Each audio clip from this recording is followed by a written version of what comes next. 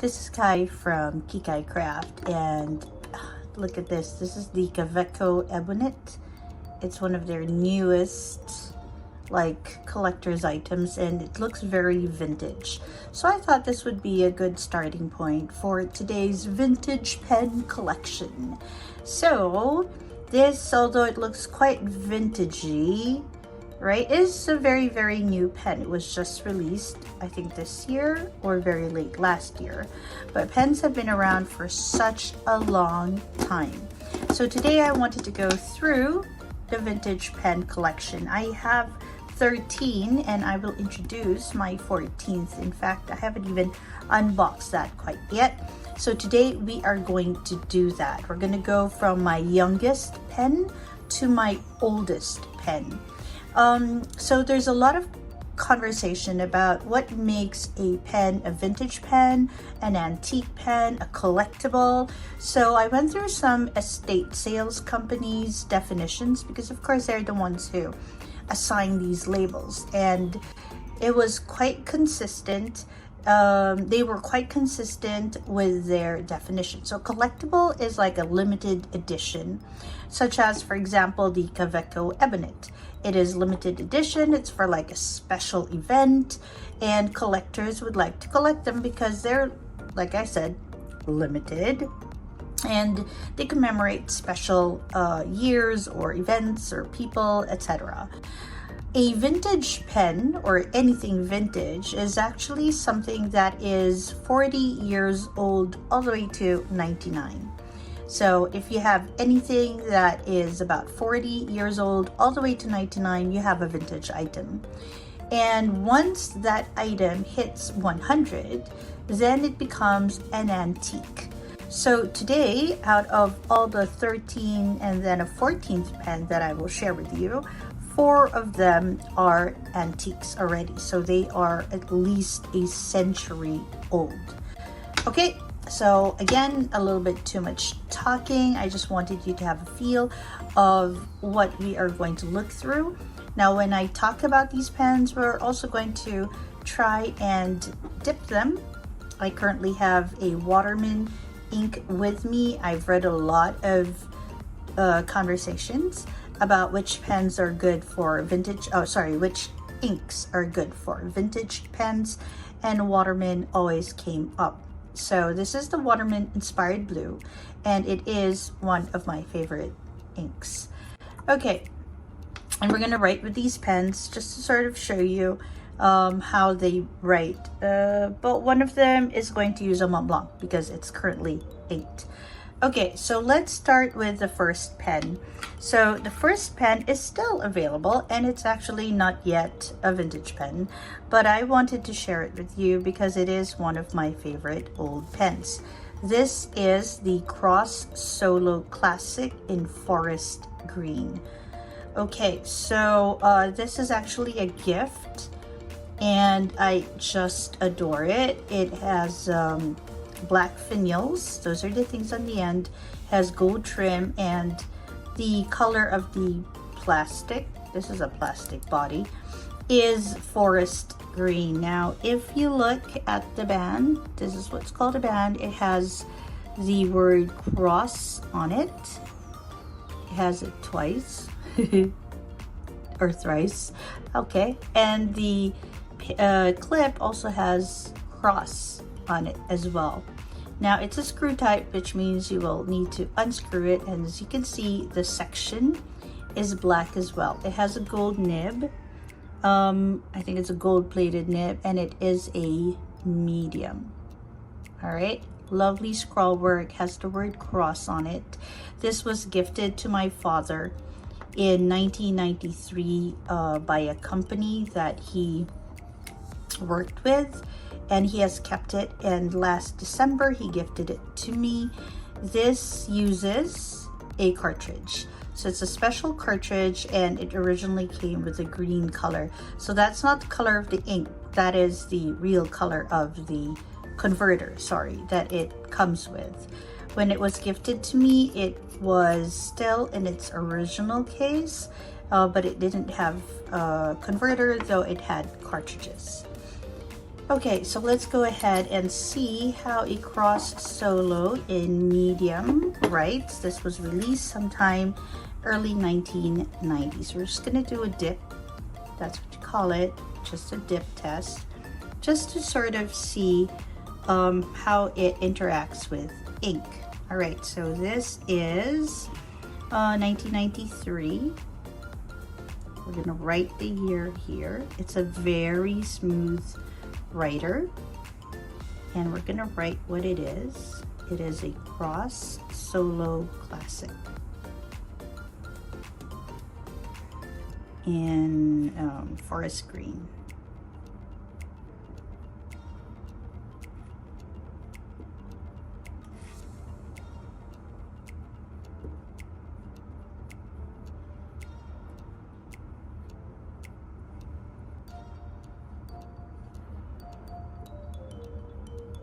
And let's go ahead and write that it is a medium. Okay, which means at this point, this is 31 years old. So it's waiting for 9 more years until it becomes a vintage pen. Okay, so the next one is also not quite a vintage yet. I thought I'd share them because they are quite pretty to look at, and they look a little vintagey actually. And it is a Montblanc. Now this Montblanc is called the Montblanc Meisterstück 144V Solitaire in Barley Corn. By the way, a lot of these pens have already been unboxed, recorded, and the full history has been shared, and I will leave a list of the links below. And maybe I'll put together a playlist as well for all the vintage pen discussions. Okay, going back to this. This is the Montblanc Solitaire Meisterstück 144V. V for vermeil, which basically means it has a silver body and it's gold plated. And it is in the barley corn pattern, which you see here. Now, different places call this pattern differently, but I saw in a catalog that it is actually called a barley corn by Montblanc. Now on the cap, you will see that it has Meisterstück on it. Okay, and the clip, everything is like very gold, except of course for the emblem, which has black resin and the white Montblanc logo. All right, nothing on the bottom finial, it's just a dome, and it's a slip cap, which means you don't need to screw it off, you just have to slip it off. It's not a screw cap, it's a slip cap. The section is black and it has a two-tone nib. That means there are 2 colors on the nib.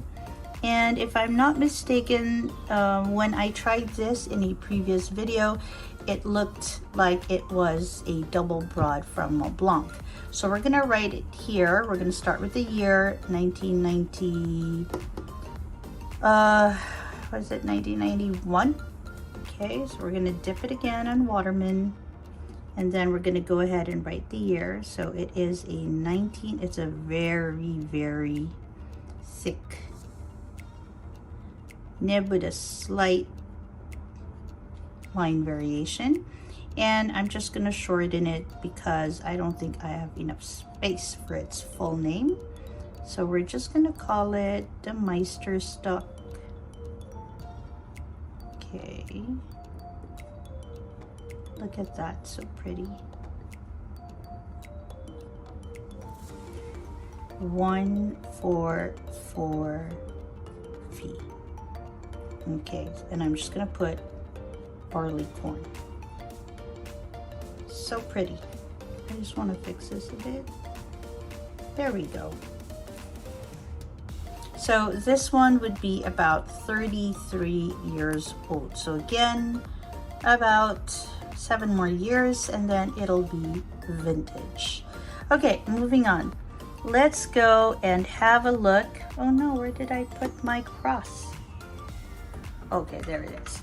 Moving on, let's go to another brand. So you have a cross, then you have a Montblanc. Now we're gonna go for the Pilot. And this is the Pilot Namiki Elabo. It's also sometimes called a Gundam. I don't know what the difference is. If you know what the difference is, please let me know, because I get a little confused. Now, unlike the previous one I showed you, it has flat finials, so it's not domed. And there's nothing on the bottom finial, it's just black. There's nothing on the top finial, it's just black. The nib is gold, although it is showing some, like a whole lot of micro scratches, because I have been using it. And on the lip, you will see a braided pattern, and you will see Elabo, and you will see another braided pattern, and then you'll see made in Japan.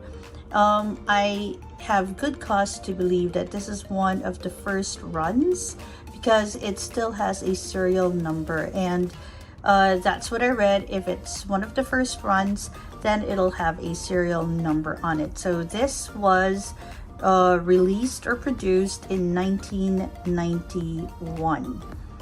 Sorry. Oh yeah, no, yeah, 1978. So it is a vintage pen, 46 years old. Okay, 1991 was a solitaire. This one is 1978. Okay, and it is another slip cap.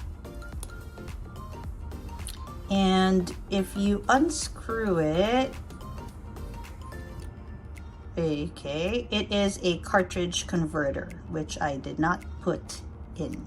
So it's not a piston, it's a cartridge converter. It has a, what's this? A soft, extra fine nib. I think this is a gold nib. Okay, and it doesn't flex, although it looks like it should. So it doesn't flex, but it's a very bouncy nib. I love this shape on the nib. It's super nice. Ooh, yeah, before I forget and write with it. Sorry, I forgot to tell you. The solitaire with the barleycorn is a cartridge converter pen. So yeah. Okay, I just thought maybe you'd like to know. So you've seen cartridge converters. This is another cartridge converter, and let's go ahead and write with it. This is a 1978, and I'm gonna go ahead and put a little bit of pressure on it, but as you can see, it's a very like it produces very fine lines. But we're gonna go ahead and put a little pressure. Oops, we need more ink. Okay. Okay, so it requires a lot of pressure if you want it to show any line variation. So much so that sometimes I feel like I'm scratching the paper, because it is quite a fine nib. So this is the Pilot Namiki Elabo. However, I have to say, when it does produce,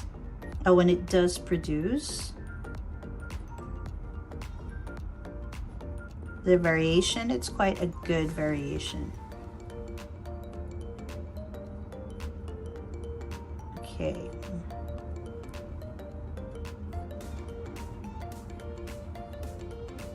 All right, not bad at all.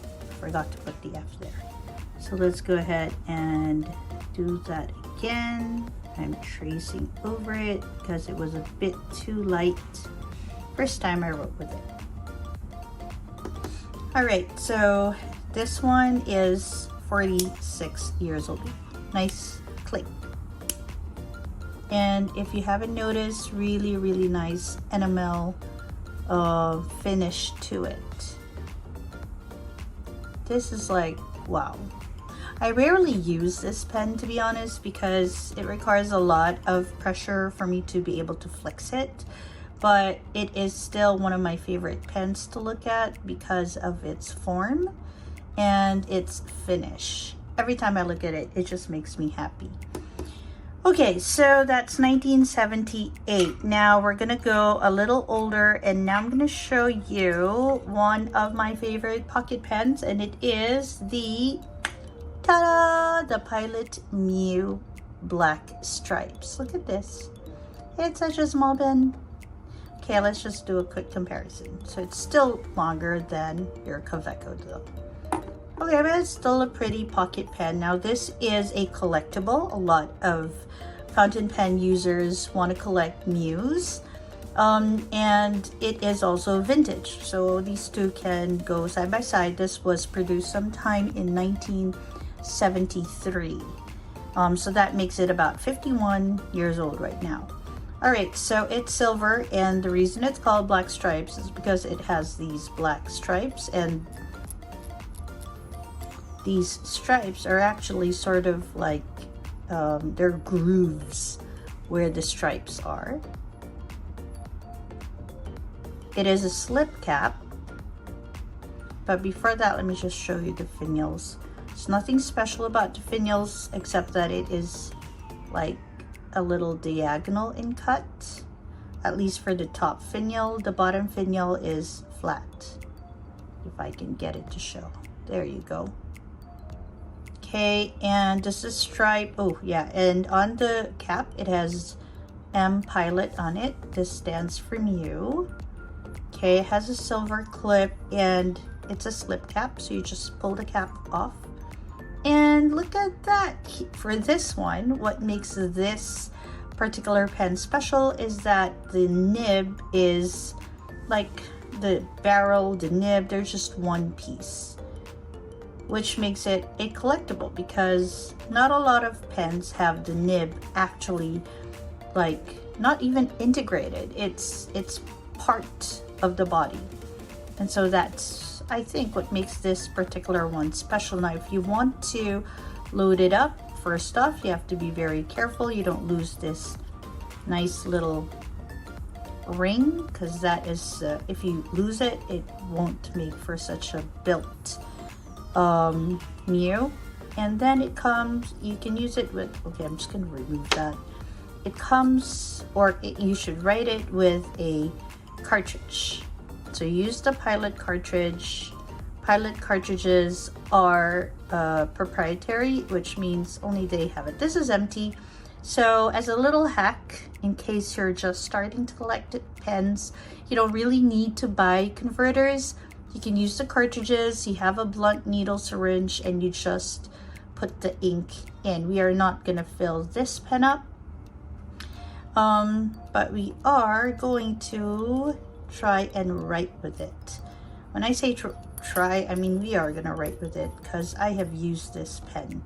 So imagine that, a 51-year-old pen writes perfectly. So let's go ahead and dip it again. Okay, I'm not actually sure of the nib size of this one. I think it's a medium. I feel like it writes like a medium. Okay, so this is about, ooh, this is 1973. It's such a smooth writer too. Okay, I think it's a medium, so we're gonna go ahead and put it in brackets because I'm not very sure. It does not flex. It has quite a stiff nib. I mean, I think that's expected because of how it's built. But it is such a pleasure to write with. Like, I know I used this for like months because it's just a lovely writer. And because of the way it's built, as long as you have it inside the cap, you have the nib inside the cap, you can literally just throw it into your bag. Okay, so 50-year-old writer gets thrown into the bag like it's a normal Bic. Isn't it pretty? It's one of the prettiest pens because of the pattern it has. I love resin, but if I see pens like this, like the design is etched into the steel or the body like this, it just makes the pen a little bit more special for me. Okay, let's go for the fifth one now. So we have a 31-year-old. You've seen how that writes. A 33-year-old, a 46-year-old, a 51-year-old. Yep.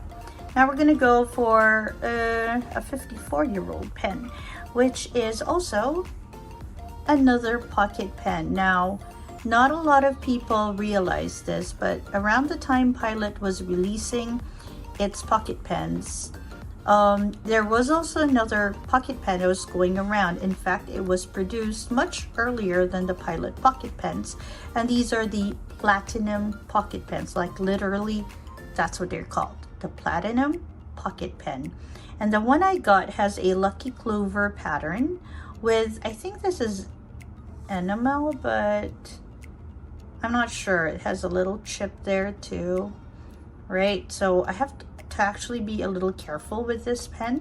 Just like the Mew, it has some sort of a diagonal cut on the top finial, but on the bottom finial, unlike the Mew, it's not just a circle, it's a bit concave and it's a bit like a square actually. Let's see if you can get that to focus for you. There you go. And it's called a lucky clover because, as you can see, there are lucky clovers around it. I think it's very pretty. Oh sorry, and on the clip it has these nice patterns going for it. Okay, so this particular one with this design, I mean, was released in 1970, which makes this a 54-year-old pen. It has a slip cap, and right at the base of its section it has a gold ring, so it's very, like, it just stands out with the white.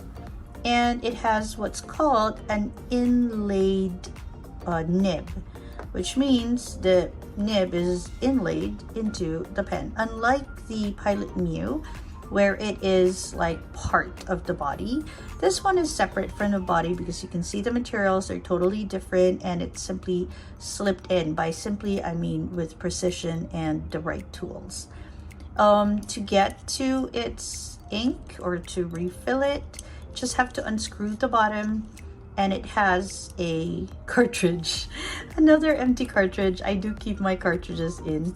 So there you have the cartridge for platinum, and it works with cartridges. Again, what I do is I just inject ink into this and then I push it in. Okay, I think this is a fine. Okay, let's see if it says anything there. It doesn't. Oh, I think it says extra fine. Yeah, I think it says extra fine at the bottom, and it is a 14 karat nib, so it's a gold nib pen too. I find that a lot of the vintage pens have gold nibs. Okay, so we're gonna write with it again. 1970. Oof, I always am amazed when I write with these things. I think it says that it's an EF. And let's go ahead and write that it is a platinum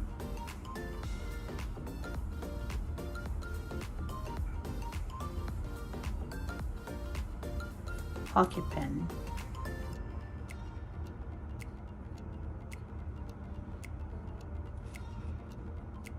And it is the 4-leaf clover, but I'm not going to write the clover. Pretty. You notice that the pen actually writes, I mean, the ink is different for every pen. These pens have been cleaned, and yet, I don't know, I think the Pilot Mew, maybe I didn't clean that good enough because it's really dark there, almost black. But even with these, you can see this one, the EF, kind of produces a more green color, like a teal. This one, a vibrant blue. This one, a very vibrant blue. And this one is like almost a muted blue. All right, there we go with the 1970 Platinum Pocket Pen. Nice. All right, now we're gonna move on and we're gonna go for a 60 to 70-year-old pen. All right, so the 60 to 70-year-old pen is a Montblanc, and this is called the Montblanc Meisterstück 144 Solitaire Doe Bordeaux. Okay, I hope I said those right. So basically this pen is quite a short pen, and it was released between 1949 to 1960, and it's a 144, which means that it's an old pen since Montblanc has changed this into a 145 with a screw cap. This one still has a slip cap, so you don't need to screw anything, just pull and push. Okay, and if you see on it, it has two materials on the body. First, on the cap, it has a vermeil, so that means it's silver with gold on it. And then you have the cap, the body, which is made of resin. The cap has a Montblanc logo on top, on the top finial, with like some burgundy, I don't know if you can see, is it burgundy? Yeah, burgundy background. And on the clip, actually at the back of that clip, I don't know, you won't be able to see it, but it says Lation, which means metal. And on the lip of the cap though, which you can see, you will see it says Montblanc. And then Meisterstück. Nice. On the cap, you will also see 925, which tells you that it is 925 silver inside. In fact, this part of the band, of the band, cap band, is already tarnishing. So you see a little bit of the silver there already, which I don't think is in the real design. The barrel has a nice little gold colored ring around it. And the bottom finial is like the dome, like I showed you earlier. Again, it's a slip cap, so all you have to do is slip the cap off. The section is Bordeaux as well. And then you have its 14K gold nib. It's duotone. And it already has a lot of signs of wear and tear. Actually, this particular design is known for tarnishing at the lip of the section like that. But I think, considering that it is about 60 to 70 years old, it's doing just fine. It says it's a medium, as you can see here, but I don't know, I don't see the M there, but when it writes, it definitely does not write like a medium. I think it's like a broad, actually. Okay, so we're gonna go ahead and write, it's quite, let's date it at 19, I don't know, circa, okay, circa, I would say 1950s maybe. Now it says it's a medium, but I feel that it's not. And this is, as you can see, the nib also sort of skips sometimes, and it does that. So this is the Montblanc 144. It doesn't have the V because it's not whole vermeil. And this is the solitaire. Does it say? Yeah, I think it's a solitaire. Let's dip that again. All right. Okay, now it's super wet. Solitaire.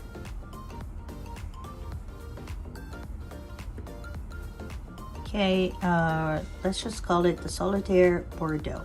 Do Bordeaux. Like, I really wish someone would either create a video, maybe a Montblanc collector that would create a video. I don't even know if I'm spelling this right. I think this is an A. Who can help us date these things? Because that would be very, very good.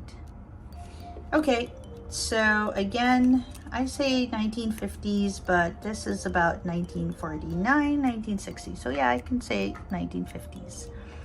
Okay, now we're gonna go for a 69-year-old pen, which also happens to be one of my favorite pens, and it's inked, so we're not gonna dip it. Oh my gosh, I almost forgot that it's inked.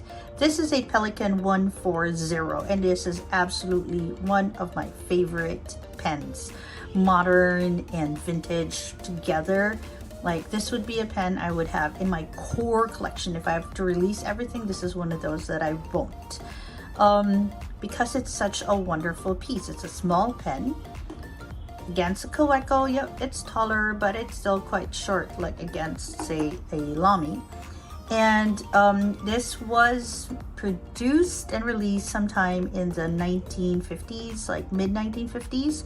This particular one with the green stripe was around 1955. Okay, so as you can see, it has quite a lot of things going on with the design. The body has a green stripe, and it's actually a bit translucent. So against the light, you'll see how much ink you have. You have a domed bottom finial. Sorry, I got distracted because I kind of remembered I didn't show you how to fill the Montblanc. That's a cartridge converter. I'll show you in a bit because this is a different filling mechanism. Okay, so it has a dome black bottom finial, and the cap is also black, and it's also dome, and you will see the Pelikan logo there if the light will let us. Oh yeah, the light won't quite let us. But the Pelikan here is feeding only one chick, if I'm not mistaken.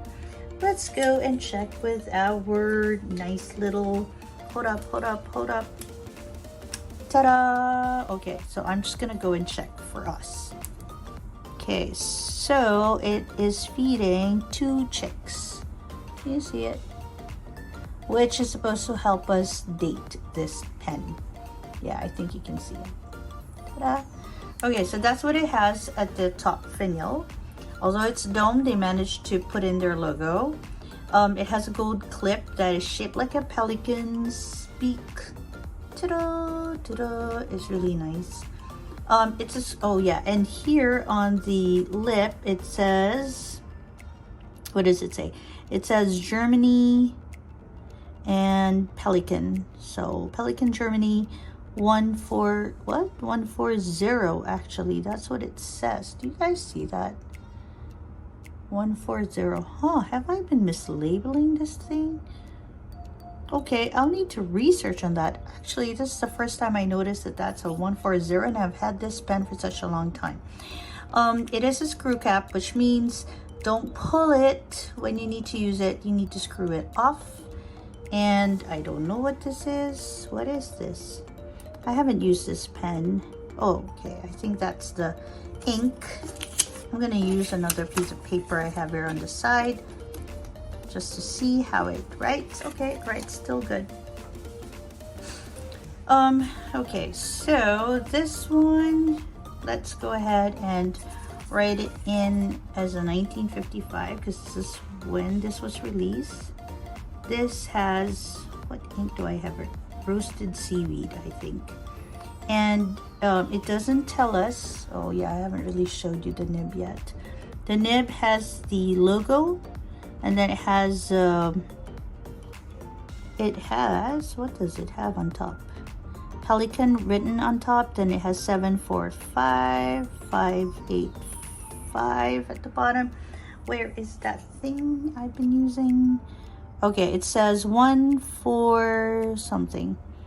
See? Oh, 14 karat. It's a 14 karat nib.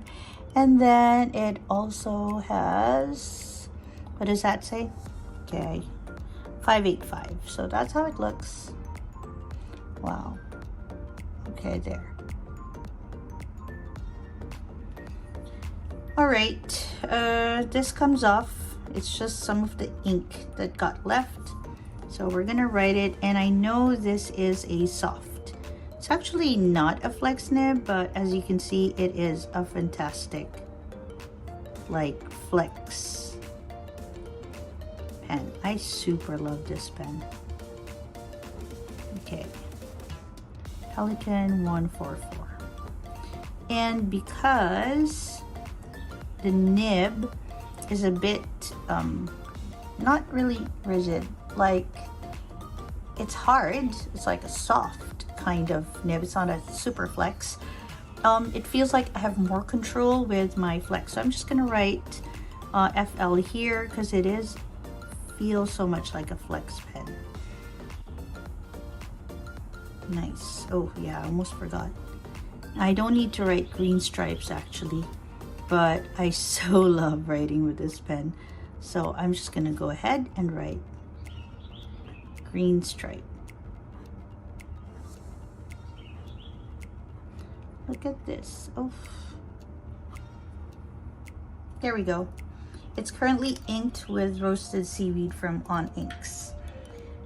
All right, so, oops, okay, moving on.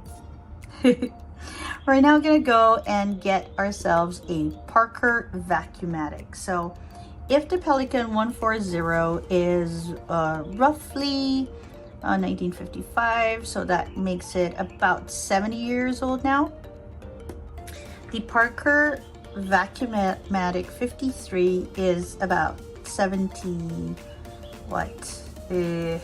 Oh my gosh. 2024 minus 1953, about 71, is that right? Years old? About 70 years old. This is a Parker Vacuumatic in burgundy. That's why I was gonna say Parker. Oof, hold on a minute. I forgot. Okay, just recapping, by the way, this is a piston filler, which means you have to like turn this nice and slow up and down to sort of fill it and also to clean it. So it like turns. Do you see that? Oops. Okay. I think I need to clean this up soon. I'm gonna clean it after this. Okay. And what? The Montblanc, this one. 144 Solitaire. Slip cap again, and it is a cartridge converter. So it has a converter inside right now, which you need to fill. So it kind of fills like a piston as well. If you haven't seen one of these, so you basically have to like turn the knob here to fill the thing. There you go, and you suck it in.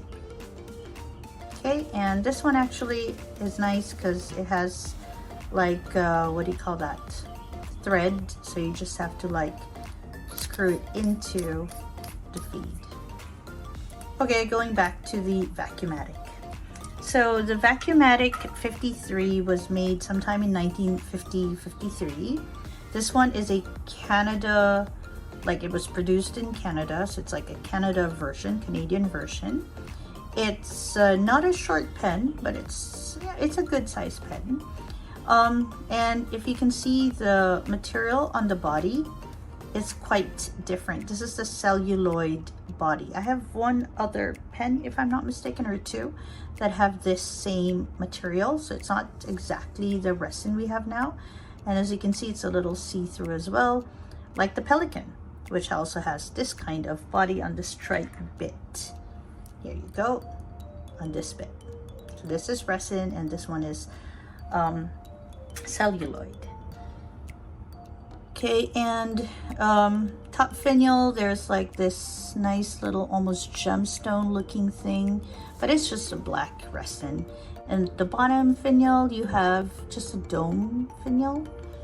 Okay, and on the body itself, it's just a resin with something written on it. It just says Parker Vacuumatic 53 Reg TMS, and it has some sort of like a serial number. Oh my gosh. Okay, some sort of a serial number on it. Okay, and here there's just this nice little pattern on the lip with like a blank. I suppose that's where you can engrave your name if you want to. Okay, and sorry, I'm just like reading a bit. Okay, and it's a screw cap, which means you need to screw the cap off. I think I left water inside because I'm turning it and I see some water. Don't know if you can see it. Okay, and it has nothing else on the cap. Okay, this is how the feed looks. Nib. Okay, so this is a Parker Vacuumatic 53. If I'm not mistaken, this is also a 14 karat nib.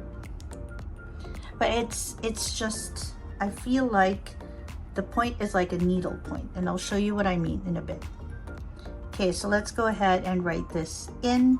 This is 1950s. See? Very thin. Okay, I think it's a needle point, so I'm just gonna write it as a needle point because I feel like it is, like extra fine or needle point. Then we're gonna go ahead and write its name down. So it's a Parker. Now, sometimes I'm unsure how to write Vacuumatic. Is it written here? Okay, yeah, it is. Okay, so I have the spelling right because it just uses one U and one M. So sometimes I get a little confused how to write it. It says Parker Vacuumatic 53 and it is in burgundy. I think this is called the burgundy pearl actually, but I don't think pearl will fit, so we're just gonna put a P. Nice.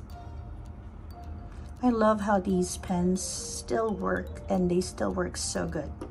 So again, this particular one is about 74 years old. Nice.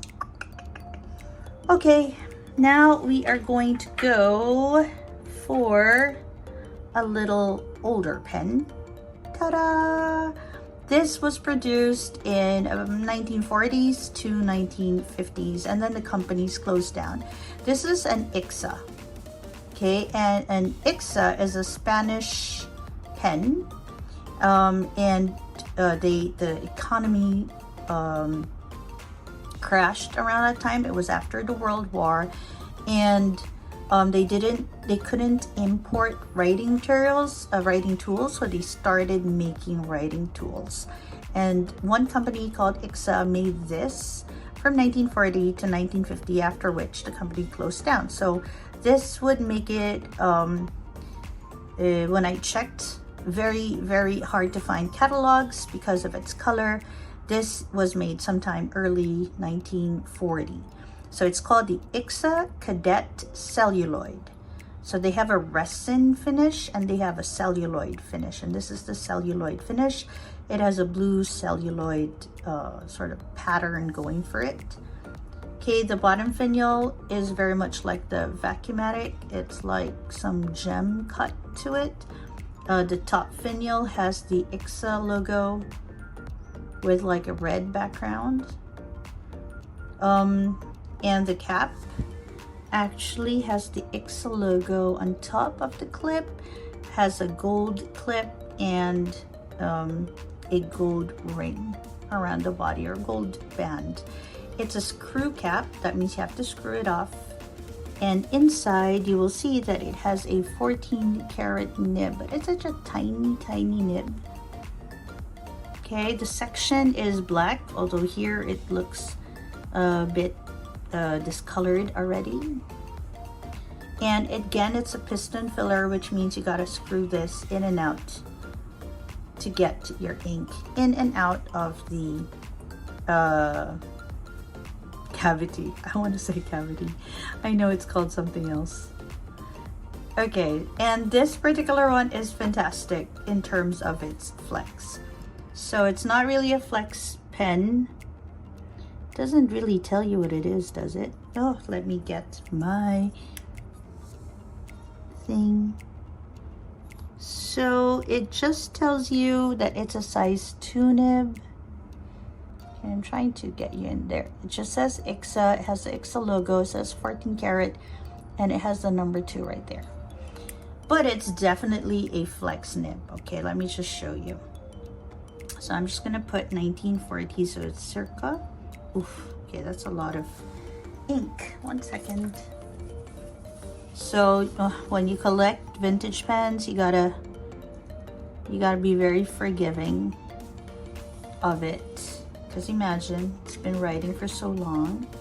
Okay, so again, let's try it again. So it's circa 1940, and I don't really know, I think it's a medium, but we're gonna go ahead and write flex. Look at the flex on this. I think it's a medium to broad flex. So this is the ICSA.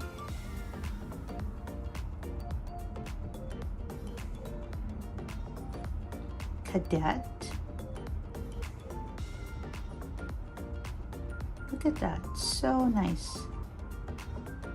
I don't know, maybe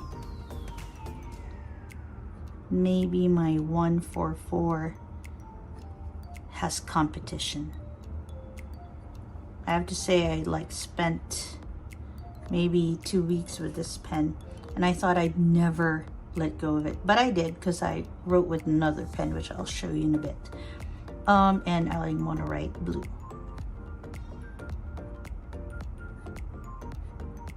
Look at how pretty it writes. I love it. Okay, again, screw it in.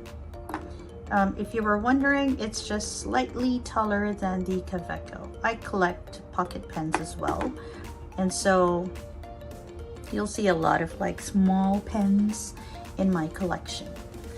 Okay, so that is about 80 years old, 40, 2024. Yeah, about 70, 80 years old. Now we're gonna take a big leap, and we're gonna go into the antique collection. So these are like almost vintage, collectible, and then you start going for the vintage pens already. So our vintage pens start with the Pilot Namiki. Oh, why did I write Namika? Namiki Elabo.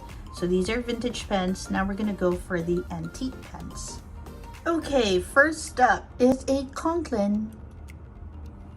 So this is a Conklin crescent, and it's called that because of this crescent thing. Now this introduced a new, would I say new? Like a different filling mechanism for us, because it's like an older filling mechanism. Okay, and this is quite a long, thin pen. It's quite thin, and it is 101 years old. So the Conklin Crescent was made early 1900s, and in 1923 they released this particular pattern on the Conklin Crescent. This is called the basket weave. So Conklin Crescent basket weave. All right, let's just have a look at the pen first before I show the mechanism. So top finial, nothing really special about the top finial. It's just what is going on with my camera now. Let's just help it a bit. There you go. Okay, so there's nothing super special about the top finial. It's just a dome. Nice. And the bottom finial is just something flat. You see, there's a lot of like wear and tear, because seriously, it is 100+ years old. So it's not going to be perfect.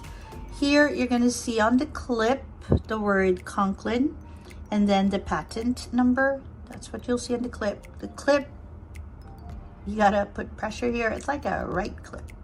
It's not that you need to like just push it up and put something in. No, it has this on it. I think it's meant to be placed on the vest or something. I don't know. Pens should not be this long if it's meant to be placed on the vest. Anyway, the whole body has is, what's this, gold plated, I think.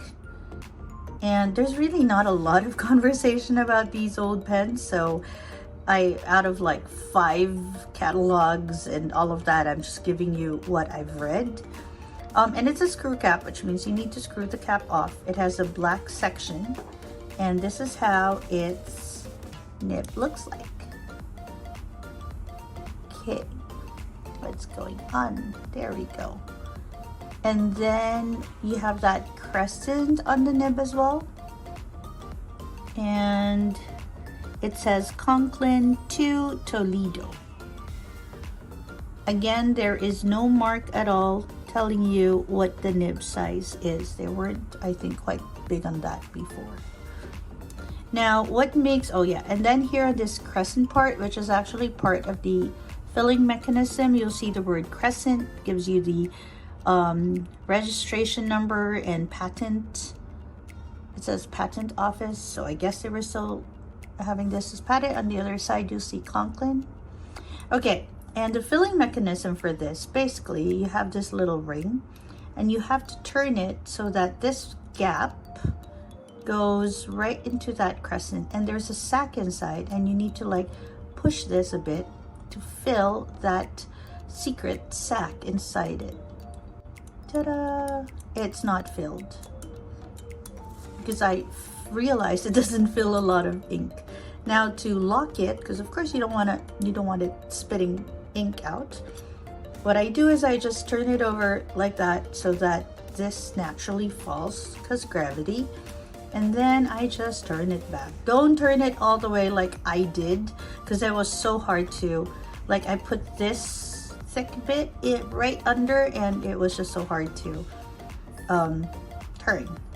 Okay, so we're gonna go ahead and ink it up so you'll see how it writes. So this was, yeah, 1923. Okay, so we're gonna go ahead. Oh, it's a flex nib as well, by the way. So this is 1923. I feel like it's a fine, so we're gonna flex it.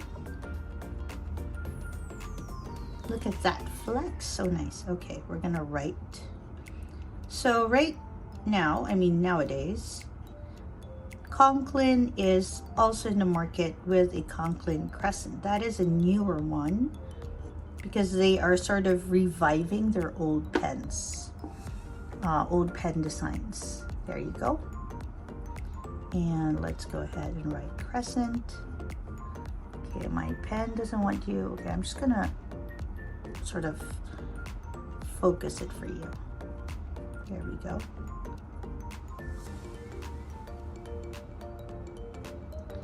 Again, this is the basket weave. Look at the snap back on this one. Super thick lines, super thin lines, fantastic. Is this the basket weave? Yeah, this is the basket weave. This is the barley corn. Sometimes I get a little confused. Okay, I don't have space to put that in cursive, so we're just gonna write in print. There we go. Writes really nice. Ta-da! So, yep, another new filling mechanism. So you've seen cartridges, and then you've seen converters, and then you have seen the piston filling mechanism. Now you have this crescent filling mechanism. This was also called like the no leak model, because I assume this didn't leak so much. As opposed to, say, the eyedroppers of that time. And I'll show you what an eyedropper is in a bit, I think. Okay, oops. Okay, so this is 101 years old. And now I'm going to show you one that is 104 years old. And it's such a tiny pen. Ta-da! This is a Peter Pan, Salz Bros Peter Pan pen. Sounds like a tongue twister. This is how it looks. There you go. As opposed to a Kaweco, that's how long it is. This is also has like a celluloid body. So they came in different bodies. There was like rubber and celluloid, and I think those are the two bodies that I know. I don't know if it came in a plastic one, but this is a celluloid body. And again, it has a different filling mechanism. So on top, you see there's like a ring. What is going on? Hold up. There you go. And you're supposed to like put, I don't know, another ring there to sort of make it into a pendant, because it's a traveler's pen. It's supposed to be super accessible all the time. And then there's nothing else on it, on the cap. There's no clip, because again, it's supposed to be like a pendant. Sorry for the nails, I have like ink everywhere. And the body itself, there's nothing super special except you have this lever or lever. Okay, and that is supposed to help you with the filling mechanism. So it's a screw cap. You need to unscrew it, and when you do, you see this tiny little nib with a black section underneath it. Okay, so on the nib you will see Peter Pan 14 karat. Okay, this I think is not behaving so well because my light is also a little skewed. There you go. So it's a Peter Pan 14 karat. Where is my lovely little magnifying glass? 1 second. Found it. Let's turn it on. Help you see if I can. There we go. There. So it says Peter Pan 14 karat. This is not just a vintage pen, it's also a collectible, because it's a little hard to find Peter Pans that are still usable, and I'll show you what I mean in a bit. But first we're gonna write with it. Again, wonderful flex on this pen. So we're gonna dip it and we're gonna write with it. So this was circa, who still writes nice? Oops. Okay, maybe I said that too soon. 1920. And again, you don't know what nib it is, so it's actually a flex nib. So let's go ahead and flex it. Look at that. Flex. So it's a Salz Bros. So I'm just gonna print that so you see how it looks, how its lines look when you just print. And now we're gonna flex it.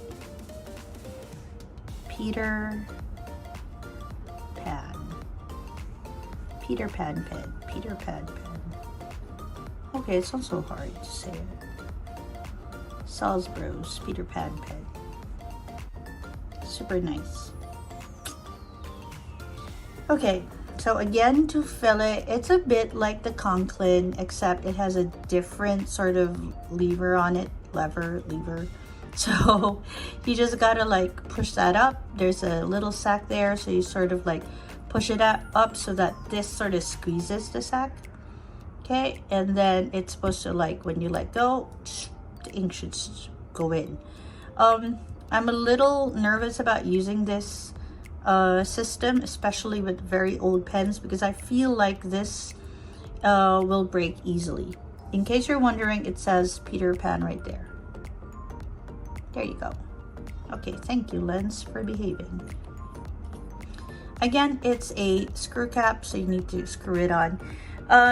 Just as a fun addition, I actually don't count these as part of the collection yet because they don't write, but I do have 3 more Peter Pan pens, which I am hoping to have someone restore. And that's one of my goals when I go to the Manila Pen Show, which is near. And I wanted to show you, so you see they're all like celluloid bodies. This is so pretty.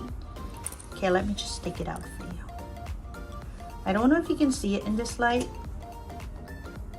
Okay, maybe you can't. Let's see. But it's like a malted sort of brown going for it. This is also supposed to have a lever on it. I'm just gonna say lever from now on, because you know, lever alone. Now I want to show you this because this one doesn't have a lever, though it has this little nice ring. That's what's supposed to be on top of this. But this is an eyedropper. So basically you want to screw the body off, screw cap again, and you're supposed to put your ink there. But this has no nib yet. So until I get this working, I'm not counting it as part of the collection. But look at how small it is. Okay, this is your Kaweco.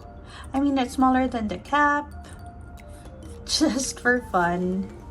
Is it? Okay, so yeah, it is even shorter than the body, shorter than the cap. Very small.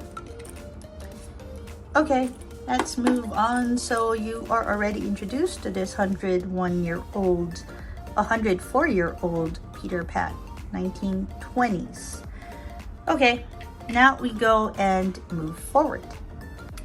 Okay, this is the Parker Duofold Lucky Curve Pastel. I added this tassel, so it's not really part of the original, but as you can see, it also has a ring on the cap, which means you can either put a tassel on it or you can make it as part of your like jewelry. But I put a tassel on it. Okay, so body-wise, it is quite short, a little longer than your Kaweco, thinner than your Kaweco. Okay, and it is it's called pastel because of its colors, so they usually just came in Parker Duofold. Why do I keep on saying Barker?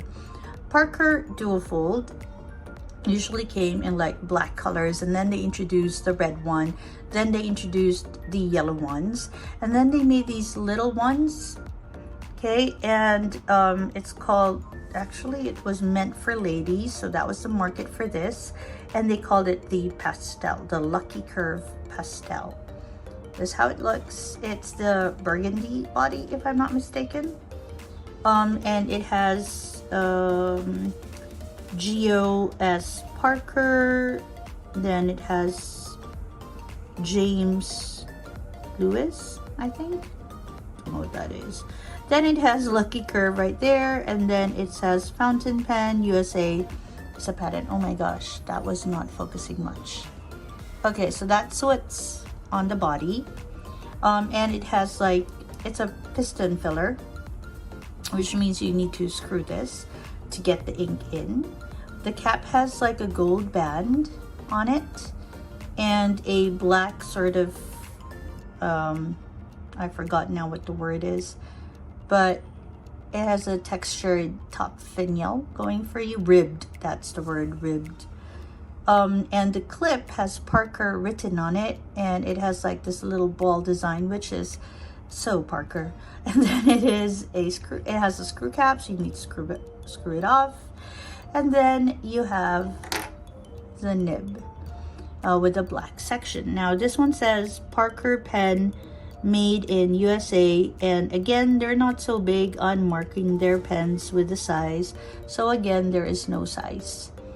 But it is also a flex nib, so we're just gonna put flex again. A lot of the old pens have some sort of flex nib. If I'm not mistaken, this is also a 14 karat gold nib.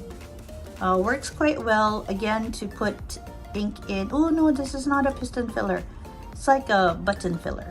Oh yeah, almost forgot that. So in order for you to fill in the sack inside, you just have to press this button, like repeatedly, until you get a certain amount of ink, depending on what you want. I have to say, it's quite hard to press it. Okay.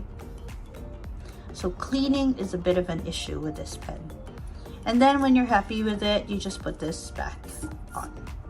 But we're not gonna fill it, we're just going to dip, which means later I don't need to clean everything so much, mostly the nib. Okay, so this is 1920 also. So again, okay, this is a very wet writer. Okay, very nice though. And I'm gonna go ahead and flex it because it is a flex pen, although it's a little rigid. The variation is not so big, like it's not so obvious, like say the Peter Pan or the Conklin, but it's doable. I mean, you can. Oh. So this is the Parker. I'm just not gonna flex it because it's also very comfortable if you just write with it normally. Lucky Curve. And here is my penmanship in all its glory. This is my normal writing. Alright, so Lucky Curve, I think this is in burgundy. So I'm just gonna write B there for burgundy. I like this. it's especially dear to me because I read a few articles and saw a few catalogs that date this sometime in 1926, which is the birth year of my grandmother. I skipped a lot of words there. Okay, so which makes this about 104 years old. Let's screw that cap back on. Then I want to introduce to you my oldest pen. This one is inked. It is a Waterman, and you see this a lot on my Instagram because it's one of my favorite pens. This is a Waterman 442 half V with hand engraved vine pattern on it, as you can see. It's an eyedropper, but we'll get to that in a bit. Let's just have a look at the finial. It's really just some black thing. Then it has sterling silver body, clip, body and clip and cap. And then at the bottom, there's just some black. I think this is resin. It's a screw cap. Okay, let me just show you a little bit of what you can see in it. So at the lip, you will see Waterman's Ideal fountain pen. Then here it just says Ideal and 935, which is the grade of the ink. Okay, again, almost all these pens have their own videos, which I will put in a link downstairs. It's a screw cap. Oh, and just like the dual fold, it has like a ball at the bottom of the clip. This one didn't originally come with a clip, but when I got it, it was with a clip, so I'm glad. So looks like it doesn't have a nib. For you to get that nib out, it's a safety nib, that's what you call this. Sort of protects the nib. You gotta screw this out, like so. And as you can see, it is inked. Okay, so how do you ink it? It's an eyedropper, so you have to pull that nib in and then just eyedropper your ink inside the barrel. Okay, and this again does not come with a nib size, but oh, look at the heart on the breather hole, so cute. Okay, so this one was released okay, and my notes it just says it's 110 years old. All right, here. All right, so this was released sometime in the 1910s. Again, there is no mark as to what kind of nib it is. I feel like it's a fine, but it's also a flex nib. And let's go ahead and write what it is. Look at the snapback. So it's a Waterman. It currently has my Montblanc Midnight Blue on it. I also like the feedback that it gives. Like there's this slight scratchy noise,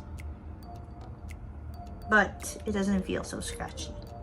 It's just like a slightest resistance.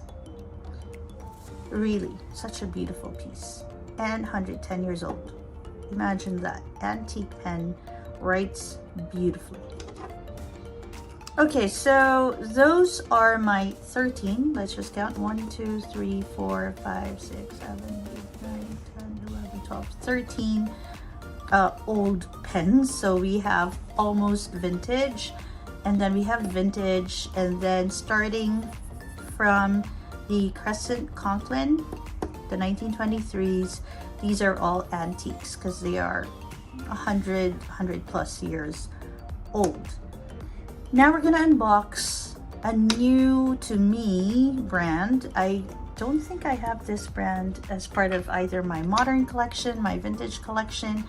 And I bought it a few months ago and I just left it in the box. Let's just move this away and unbox it. So when I got it from the vintage shop, it came in its original, it's a Schaefer. It came in its original box. I think it's the original box. It's very nice, and when you open it, it's actually a set. There we go. It's a Schaefer Lady tool. You see that? Okay, let's just remove it. This is how the box looks, in case you're interested. So these were released by Schaefer, especially for ladies because of the design. So this particular line, the Schaefer Lady line, came with different textures, different designs on the body, and they are supposed to emulate like fabric. Like this one is supposed to be tulle. You know, like the ballerina tulle? Yeah, that's what it is. And it either came just the pen or it came with a pencil. And the vintage shop that I got this from had a set. And so I decided to just get the set because even if I don't really use vintage pencils, I thought it'd be nice to have a try. So we're gonna have a try together. You can see the lead is out there. I actually haven't really studied these pencils, so I can't really tell you much except to fill it in, you're supposed to like pull this off and put your lead in. I think it comes with a 0.9 lead. I still have to understand how to get that lead out without without unscrewing the cap, because that's so easy to do. Okay, so we're just gonna try the lid.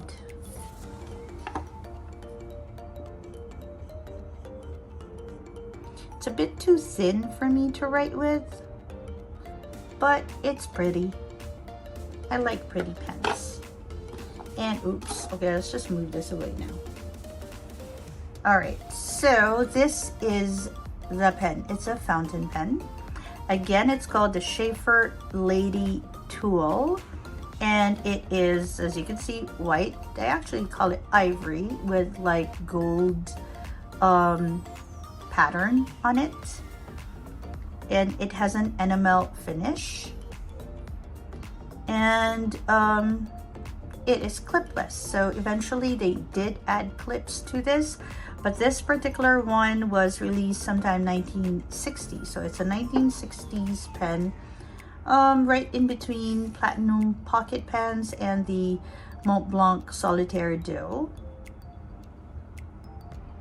Nice. I just want to show you the design because I like looking at it. So again, enamel finish and tool pattern, clipless as well. It's a little different from, I see other variants that just have the red a little thick, I mean the gold a little thicker. So I'm glad this is the thin variant because that one was, I don't know, hurt my eyes a little bit. Top finial is nothing but white dome. Bottom finial is nothing but white dome. It's a slip cap. So you just have to pull it, and it's actually very easy to pull, I think because of the condition of this pen, not originally. And if you see here, again, it has a different like nib on it. If I'm not mistaken, this is the snorkel nib of Schaefer. And to fill it, you need to unscrew, and inside, again, another sort of filling mechanism. So I forgot what it's called suddenly. You're supposed to like press it anyway. So instead of pressing it from the top, you're supposed to press this, and the ink is supposed to go inside this sack. So this is how the sack looks like actually, but sometimes it's transparent because I had the wonderful opportunity to watch Julia Gusano change the sack of one of my pens. So I know that currently there are transparent sacks as well, but this one is a black sack and it has Schaefer written on it. Well, not written, but sort of like stamped into it. Okay, I haven't cleaned this pen. It's just been staying in my box for so long, my box of boxed pens. It has Schaefer, it's two-tone, and it has a slight curve. Let me just show you. It has a slight curve on the nib. So actually, I don't know how this thing writes. So we're gonna find out together. Oops, almost forgot. We're not gonna fill it because I haven't even cleaned it. We're just gonna dip it. And we hope that it is kind of clean. Okay, so we're gonna dip. And we are going to put it as a 1960. So some places say it's 1964. Some places say 1960. By places, I mean websites. So we're gonna put 1960. I don't think it's a flex nib. We're gonna try here, okay? So it's a Schaefer, so we're just writing regularly. Ooh, but there is a slight like angular line variation to it, which I love these things. And did I spell Schaefer right? I hope I did. One second. Yep, I did. Schaefer Lady Tool. Maybe this is a fine. I think maybe this is a fine. And because it's my first time to write with it, I want to see if there is line variation or what. So vertical, horizontal. Well, I have to say there's like some slight like cut to it. I don't know if you can see it there, but it does. I don't know. I think this looks like a fine. So I'm gonna put fine in brackets because I'm not sure. Yeah, so 1960 pen, which makes it about, how old now? I have it in my notes and then I sort of cannot find it now. So 2024 minus, let's say 1964. So this is about 60 years old. Not bad. It has this white section, and here I feel like they tried to fix it because there's some like weird discoloration happening and some rough texture that I don't know if it's really supposed to be like that or somebody tried to fix it. I've yet to use it. I don't know if the ink sac holds inks well. We will find out in subsequent videos. Sometimes I post updates on my Instagram, so if you haven't followed me there yet and you're interested in how the pens are working and all that, do follow there. I also do a few unboxings there too. All right, enough about that. So here we go with my 14th vintage pens. I knew I wanted to collect vintage pens, but to think that I have 14 now after about a year of collecting is just wonderful for me. Okay, so I think that about wraps up this whole thing. Let's put that aside. And I'm just gonna give you my thoughts. Firstly, I think the older pens give a lot of line variation. They're more prone for like flexing, starting from say the Pelikan 144, but the Vacuumatic was very stiff. But I know that there are Vacuumatics that are also flex nibs. I just got a super stiff thin one, which I don't really like this size and this feel, but okay, that's what I have. I like the body. Burgundy Pearl has a very, very nice color to it, so that works for me.